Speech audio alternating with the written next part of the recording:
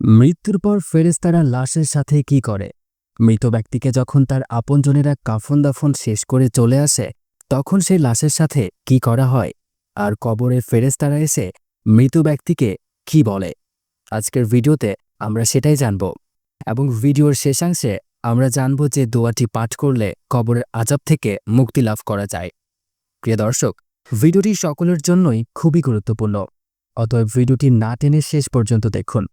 কবরের প্রথম রাত নিয়ে বিশ্বনবী হজরত মুহাম্মদ সাল্লাল্লাহু আলাইহি ওয়াসাল্লাম বলেন, বান্দাকে যখন তার কবরে রাখা হয় এবং তাকে কবরে রেখে তার আপনজনেরা এতটুকু পরিমাণ চলে যায় যে উক্ত কবরস্থ ব্যক্তি তাদের জুতার আওয়াজ এখনও শুনতে পায়। রাসূল সাল্লাল্লাহু আলাইহি ওয়াসাল্লাম বলেন, ঠিক এতটুকু সময়ের মধ্যেই তার নিকট দুজন ফেরেশতা উপস্থিত হয় এবং তাকে বসিয়ে দেয়। যদি সে মুমিন মুত্তাকি বান্দা হয়ে থাকে, তাহলে তখন উক্ত মৃত ব্যক্তির কাছে মনে হবে সূর্য ডুবতে চলেছে। সে তার চোখ দুটো মুছতে মুছতে বলতে থাকবে, তোমরা আমাকে ছেড়ে দাও, আমি নামাজ আদায় করব। সুবহানাল্লাহ। যেহেতু সূর্য ডুবে যাচ্ছে, তাই সে মনে করবে আজ তো আসরের নামাজ আদায় করিনি, সূর্য ডুবে যাওয়ার আগে আসরের নামাজটা আদায় করতে হবে। এগুলো দেখে ফেরেশতাদ্বয় বুঝতে পারবে লোকটি দুনিয়াতে নামাজি এবং মুত্তাকি ছিল। ফেরেশতাদ্বয় তখন তাকে বলবে, আপনি এখন কবরের জগতে আছেন, আর এখানে নামাজ রোজা কিছুই নেই, সুতরাং আপনি আমাদের প্রশ্নের উত্তর দিন। এরপর ফেরেশতাদ্বয় লোকটিকে প্রথম প্রশ্ন করবে, মান রব্বুকা, তোমার রব কে? যদি সেই ব্যক্তি নেককার হয়, তবে সে উত্তর দেবে, রব্বি আল্লাহ, আমার রব আল্লাহ, সেই আল্লাহ যাকে আমি দুনিয়াতে একটি মুহূর্তের জন্যও ভুলে যাইনি। এরপর ফেরেশতা ওই ব্যক্তিকে দ্বিতীয় প্রশ্ন করবে, মান দিনুকা, তোমার দিন কি, আর তোমার জীবন ব্যবস্থাই বা কি ছিল? যদি সেই ব্যক্তি নেককার হয়, তবে বলবে, দিনই আল ইসলাম, অর্থাৎ আমার দিন হচ্ছে ইসলাম, যার উপর আমি সদা সর্বদা অটল থাকার চেষ্টা করেছি এবং কখনো এর থেকে বিপদগামী হয়ে গেলে ইস্তেগফার করেছি। তখন ফেরেশতাদ্বয় মুচকি হেসে প্রশ্ন করবে, মান হাজার রজুল, এই ব্যক্তিকে? উক্ত মৃত ব্যক্তি যদি নেককার হয়, তাহলে বলবে, নাবিউনা মুহাম্মদুর রাসূলুল্লাহ সাল্লাল্লাহু আলাইহি ওয়াসাল্লাম, তিনি আমাদের প্রিয় নবী হযরত মুহাম্মদ সাল্লাল্লাহু আলাইহি ওয়াসাল্লাম। এই প্রশ্নের উত্তর শুনে ফেরেশতাগণ বলবেন, আপনি মুহাম্মদ সাল্লাল্লাহু আলাইহি ওয়াসাল্লামকে কিভাবে চিনতে পারলেন? এর আগে তো কখনো আপনি তাকে দেখেননি। মুমিন বান্দা বলবে, আমি আল্লাহর কিতাব পড়েছি এবং তার প্রতি ঈমান এনেছি। তাকে সারাটা জীবন এতটা অনুসরণ করেছি যে হৃদয়ে তার ছবি এঁকে নিয়েছি। অতএব মহান আল্লাহ পাকের হুকুমে তাকে এখন আমি চিনতে পেরেছি। সুবহানাল্লাহ। প্রিয় দর্শক, প্রত্যেক মানুষকেই মৃত্যুর স্বাদ আস্বাদন করতে হবে। মৃত্যু থেকে পালিয়ে থাকার কোনো সুযোগ নেই। মৃত্যুর পর মুমিনের প্রথম গন্তব্য হল কবর। যে ব্যক্তি ভালো আমল করবে এবং আল্লাহর সঙ্গে সাক্ষাৎ করার জন্য প্রস্তুতি নেবে, কবর তার জন্য হবে সুখ শান্তির ঘর।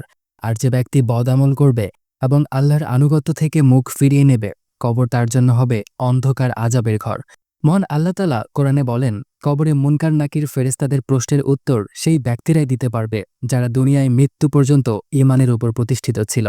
আর যারা দুনিয়ায় ঈমানের উপর প্রতিষ্ঠিত ছিল না, মৃত্যুর পর তারা মুনকার নাকিরের সওয়াল জবাবের উত্তরে শুধু বলবে, লা আদরি লা আদরি, আমি কিছুই জানি না, হায় আফসোস, আমি কিছুই জানি না, আমি তো কিছু বুঝতেও পারছি না। অপরদিকে মুমিন বান্দার প্রশ্নের উত্তরের সাথে সাথে আল্লাহ তাআলা ঘোষণা করে বলবে, আমার বান্দা সত্য বলেছে, অতএব তার কবরে জান্নাতের বিছানা বিছিয়ে দাও এবং তাকে জান্নাতের পোশাক পরিয়ে দাও। তার কবরে জান্নাতের দিক থেকে একটা দরজা খুলে দাও। সুবহানাল্লাহ। অতঃপর সেই দিক থেকে জান্নাতের স্নিগ্ধ সুগন্ধি বাতাস প্রবাহিত হতে থাকবে। সাথে সাথে তার কবর দৃষ্টিসীমা পর্যন্ত সুপ্রশস্তিত করে দেয়া হবে। সুবহানাল্লাহ। রাসূল করিম সাল্লাল্লাহু আলাইহি ওয়াসাল্লাম আরও বলেন, মৃত ব্যক্তির কাছে সুন্দর সুসজ্জিত উত্তম পোশাক পরিহিত এক ব্যক্তি আগমন করবে এবং ওই ব্যক্তিকে লক্ষ্য করে বলবে, সুসংবাদ গ্রহণ করো, যা তোমাকে অত্যন্ত আনন্দিত করবে। আজ তোমার প্রতিশ্রুত দিন, যা তোমার সাথে ওয়াদা করা হয়েছিল। মুমিন ব্যক্তি ওই উত্তম পোশাক পরিহিত ব্যক্তিকে প্রশ্ন করবে, আপনি কে? ওই ব্যক্তি বলবে, আমি হলাম তোমার নেক আমল। এটা শুনে মুমিন বান্দা বলতে থাকবে, কিয়ামত সংঘটিত হয়ে যাক, কিয়ামত সংঘটিত হয়ে যাক। কেননা সে জানে প্রকৃত সুসংবাদ কিয়ামত দিবস সংঘটিত না হওয়া পর্যন্ত পাওয়া যাবে না। তখন ফেরেশতাগণ বলতে থাকবে, আপনি ঘুমিয়ে থাকুন চির শান্তির ঘুম। তখন মুমিন বান্দা বলবে, আমি আমার পরিবারের কাছে যেতে চাই এবং তাদের এই সুসংবাদ জানিয়ে দিতে চাই। ফেরেশতাগণ আবার বলবে, আপনি ঘুমান। এরপর ওই মুমিন ব্যক্তি এক ঘুমে কিয়ামত পর্যন্ত কাটিয়ে দেবে। এরপর ঘুম থেকে উঠে সে হাসরের মাঠে উত্থিত হবে। রাসূল করিম সাল্লাল্লাহু আলাইহি ওয়াসাল্লাম বলেন, কবর হলো পরকালের প্রথম ঘাঁটি। কোনো ব্যক্তি যদি এখান থেকে মুক্তি পায়, তাহলে সে ব্যক্তির জন্য পরবর্তী ঘাঁটিগুলো সহজ হবে।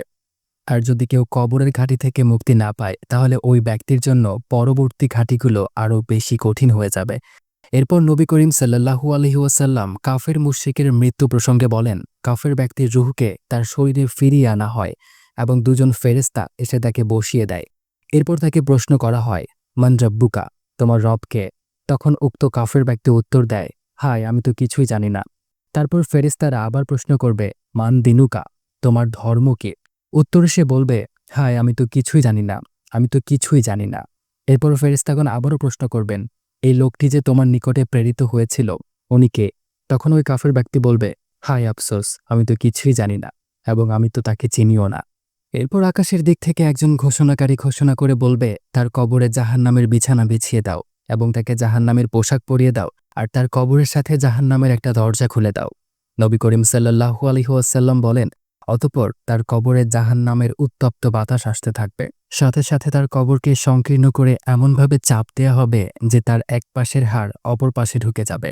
এরপর কবরে সেই পাপী বান্দার জন্য এক অন্ধ ও বধির ফেরেশতাকে নিযুক্ত করা হয়, যার সঙ্গে একটি বিশাল লোহার হাতুড়ি থাকবে। যদি ওই হাতুড়ির দ্বারা পাহাড়কে আঘাত করা হয় তাহলে সে নিমিষেই ধুলোয় পরিণত হয়ে যাবে। নবী করিম সাল্লাল্লাহু আলাইহি ওয়াসাল্লাম বলেন, এরপর ওই অন্ধ বধির ফেরেশতা ওই ব্যক্তিকে হাতুড়ি দিয়ে এমনভাবে সজোরে আঘাত করতে থাকবে যে আঘাতের ফলে সে মাটিতে মিশে যাবে। আঘাতের কারণে ওই ব্যক্তি বিকট শব্দে চিৎকার করতে থাকবে, যা মানুষ ও জিন জাতি ছাড়া সকল প্রাণী শুনতে পায়। নবী সাল্লাল্লাহু আলাইহি ওয়াসাল্লাম বলেন, প্রতিটি আঘাতের পর তাকে নতুন করে জীবন দেয়া হবে এবং পুনরায় আঘাত করা হবে, আর এভাবেই তাকে কিয়ামত পর্যন্ত শাস্তি দেয়া হবে। মহান আল্লাহ তাআলা বলেন, যখন হাসরের ময়দান কায়েমের জন্য সিংগায় ফুৎকার দেয়া হবে তখন সকলে কবর থেকে উঠে তাদের রবের দিকে দৌড়াতে থাকবে।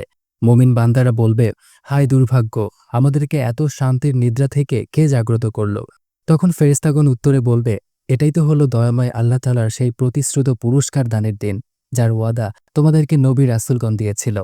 এরপর মুমিন বান্দাদেরকে তাদের আমলনামা ডান হাতে দেয়া হবে এবং তাদের জন্য জান্নাতের ফয়সালা করা হবে। তারা হবে জান্নাতবাসী, যেখানে থাকবে শুধু সুখ আর সুখ।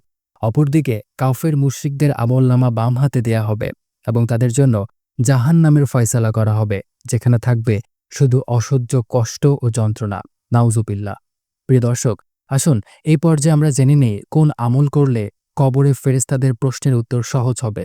মূলত এই দোয়াটি পাঠ করলে ৩টি ফজিলত পাওয়া যায়। ১. দোয়াটি পাঠ করলে আল্লাহ তাআলা ওই ব্যক্তির রিজিকের পেরেশানি দূর করে দেবেন। ২. আল্লাহ তাআলা ওই ব্যক্তির উপর অসংখ্য রহমত বর্ষণ করবেন। এবং ৩.